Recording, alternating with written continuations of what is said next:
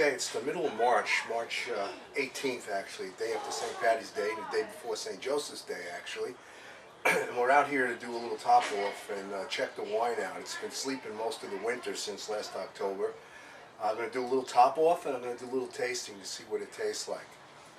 Topping off is actually, believe it or not, the barrel will let wine escape through the wood, and it evaporates, and during the course of the winter I need to add a little wine to keep the air out of the barrel, which is pretty important in the winemaking process.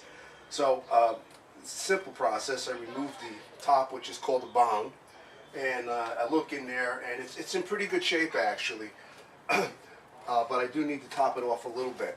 Top off wine is wine that I have in a separate vat, actually a stainless steel vat with a cover on it that allows me to keep air out of the wine, because the stainless steel vat has a cover that drops as I release air from it, and I can drop the cover down and then tighten it and keep the air out of the stainless steel container.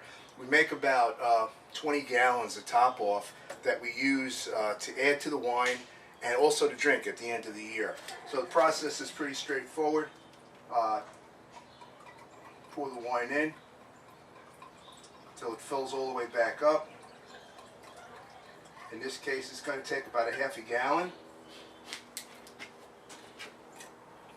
Then I'm going to take a siphon, and all this is a rod with a little catch on the end.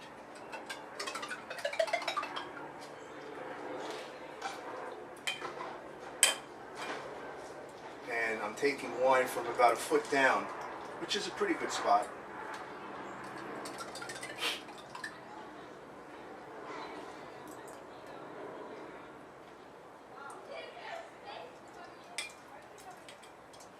This wine is got a pretty decent color, and smells pretty good too.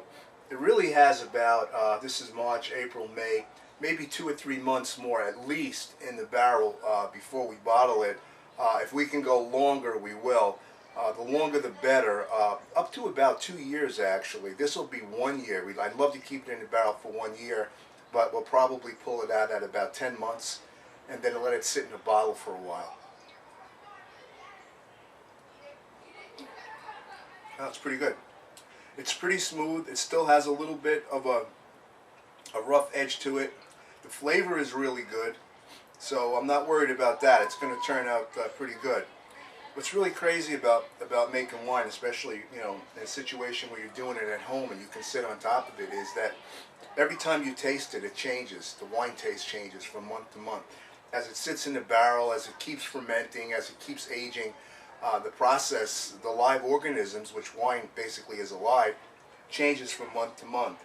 As we start to move now over the next 3 months, what I'm looking for is the smoothness of the wine to change. Although this is pretty smooth. This is actually drinkable wine. I'd have no problem serving this to anybody.